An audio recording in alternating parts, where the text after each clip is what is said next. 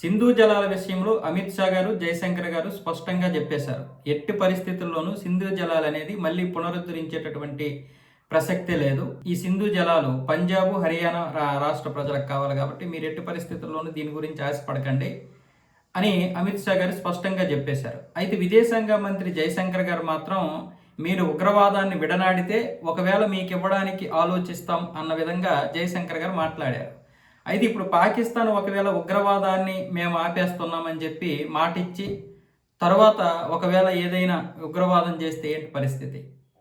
కాబట్టి దీనికి మళ్ళీ ఒకవేళ ఒప్పందం జరిగిన తర్వాత ఉగ్రవాదం చేసే అవకాశాలు ఉన్నాయి కదంటే జయశంకర్ గారు, అమిత్ షా గారు ఏమంటున్నారంటే అసలు మనం ఒప్పందం చేసుకోము. ఒకవేళ వాళ్ళు ఉగ్రవాదం చేస్తే, ఈ దేశంలో కనుక ఉగ్రవాదం కనుక జరిగితే దానికి తగినంత నష్టం కూడా పాకిస్తానే భరించాలనే ఒక ఒప్పందం మనం చేసుకుంటాం తప్ప మనం మాత్రం మీకు నీరిస్తామని చెప్పి ఒప్పందం చెయ్యము అన్న విధంగా మాట్లాడుతున్నారు. కానీ వాస్తవంగా చెప్పాలంటే ఒప్పందం లేకపోతే పాకిస్తాన్ దానికి ఒప్పుకోదు. ఉగ్రవాదం చెయ్యము అని చెప్పి మనకి ఎటువంటి రాతపూర్వక నష్టపరిహారానికి ఒప్పుకోదు. కాబట్టి ఇక్కడ విషయం ఏంటంటే అమిత్ షా గారు కానీ, జయశంకర్ గారు కానీ ఉద్దేశం ఏంటంటే పాకిస్తాన్ అనేది అలాంటి ఒప్పందానికి ఒప్పుకోదు. పాకిస్తాన్ దాహంతో చచ్చినా చస్తుంది కానీ, ఆ ప్రజలు నష్టపోయినా పర్వాలేదు కానీ ఉగ్రవాదాన్ని విడనాడితే ఆ ఉగ్రవాదమే పాకిస్తాన్ని నాశనం చేస్తుంది. మేము ఉగ్రదాడి చెయ్యము అనే మాట ఇచ్చిన రోజే పాకిస్తాన్లో ఉగ్రవాదులు ఇక బయలుదేరి పాకిస్తాన్ని నాశనం చేస్తారు, పాకిస్తాన్ మీదే బాంబులు వేస్తారు. కాబట్టి పాకిస్తాన్కి ఆ విషయం తెలుసు. ఇక ఈ 2020లో ముగిసిపోయినటువంటి ఒప్పందం గురించి పదే పదే మాట్లాడాల్సిన అవసరమూ లేదు.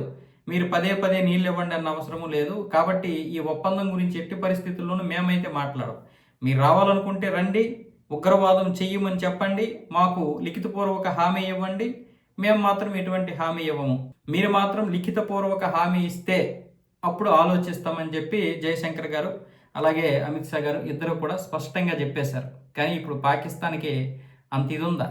ఇలాగ అరవడమే తప్ప పాకిస్తాను ఇప్పుడు దీని గురించి మాట్లాడేటటువంటి హక్కు కానీ, అంత రైజ్ చేసేటటువంటి వాయిస్ కానీ లేదు. పహల్గాం దాడితోటే దాని యొక్క పరిస్థితి పూర్తిగా మారిపోయింది, దాని యొక్క హక్కులు కోల్పోయింది. ఇప్పుడు పీఓకేతో ఉన్నటువంటి సమస్యని పరిష్కరించుకుంటే చాలు దానికి.